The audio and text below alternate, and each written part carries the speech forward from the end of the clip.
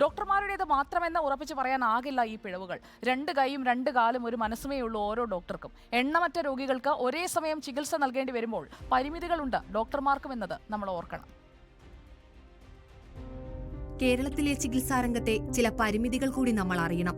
ചികിത്സാ പിഴവുകൾക്ക് പ്രധാന കാരണം രോഗികളുടെ എണ്ണം കൂടുന്നതാണ്. ഡോക്ടർമാരുടെ തൊഴിൽ സമ്മർദ്ദവും ഇതിനനുസരിച്ച് കൂടുന്നു.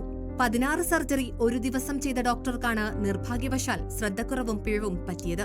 OP-യിലും വാർഡിലും ICU-വിലും ഓപ്പറേഷൻ തിയേറ്ററിലും കൂടുതൽ ഡോക്ടർമാരെ നിയമിക്കണം. ആവശ്യത്തിന് വർഷങ്ങളുടെ പഴക്കമുണ്ട്. പൊതുജനങ്ങൾക്ക് നല്ല ചികിത്സ കിട്ടാൻ ഡോക്ടർമാരുടെ എണ്ണം കൂട്ടുന്നതാണ് ഏറ്റവും നല്ലത്. 123 താലൂക്ക് ഹോസ്പിറ്റലും ജില്ലാ ആശുപത്രിയും ജനറൽ ഹോസ്പിറ്റലും എല്ലാം കൂടെ ആയിട്ടുണ്ട്. ഇങ്ങനെ 1200 സ്ഥാപനങ്ങളുണ്ട്. പക്ഷേ ഇത് കൊടുക്കുന്ന സേവനം ഈ ആശുപത്രികളും ഈ ആരോഗ്യ സ്ഥാപനങ്ങളും നൽകുന്ന സേവനം ഏതാണ്ട് 2 കോടി ജനങ്ങൾക്കാണ് ആരോഗ്യവകുപ്പിൻ്റെ കീഴിലുള്ള ആശുപത്രികളിലൂടെ സേവനം ലഭിക്കുന്നത്. അതുപോലെ മെഡിക്കൽ കോളേജുകൾ, ഈ 12 മെഡിക്കൽ കോളേജുകളിലൂടെ ഏതാണ്ട് 50 ലക്ഷം രോഗികളാണ് ഒരു വർഷം ചികിത്സിക്കുന്നത്. അപ്പോൾ സ്വാഭാവികമായിട്ടും ഈ വർക്ക് ലോഡ് വളരെ കൂടുതലാണ്.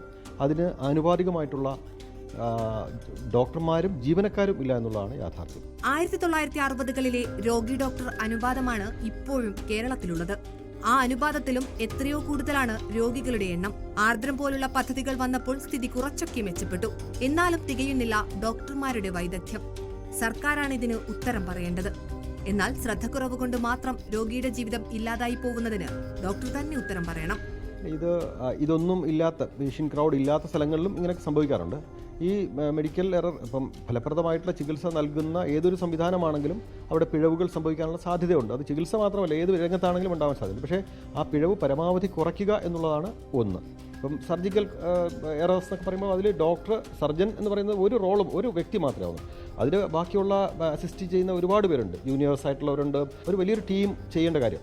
അപ്പോൾ ഇതിൽ എവിടെയെങ്കിലും ഒരു പാകപ്പിഴ വന്നാൽ ഉടനെ ആ ഒരു വ്യക്തിയെ മാത്രം കേന്ദ്രീകരിച്ച് ഇങ്ങനെ ഒരു നെയിം സേക്കിന് അങ്ങനെ ചെയ്തുകൊണ്ട് പ്രശ്നം പരിഹരിക്കുന്നില്ല എന്നുള്ളതാണ് യാഥാർത്ഥ്യം. വികസിത രാജ്യങ്ങളിലേതുപോലെ കുടുംബ ഡോക്ടർ സംവിധാനം ഇവിടെയും ശക്തമാകേണ്ടതുണ്ട്.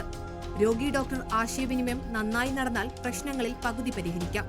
സൂപ്പർ സ്പെഷ്യാലിറ്റികൾ മാത്രം പോരാ നാട്ടിൽ. പ്രാഥമിക ആരോഗ്യ കേന്ദ്രങ്ങളും അവിടെ നല്ല ചികിത്സാ സൗകര്യവും വേണം.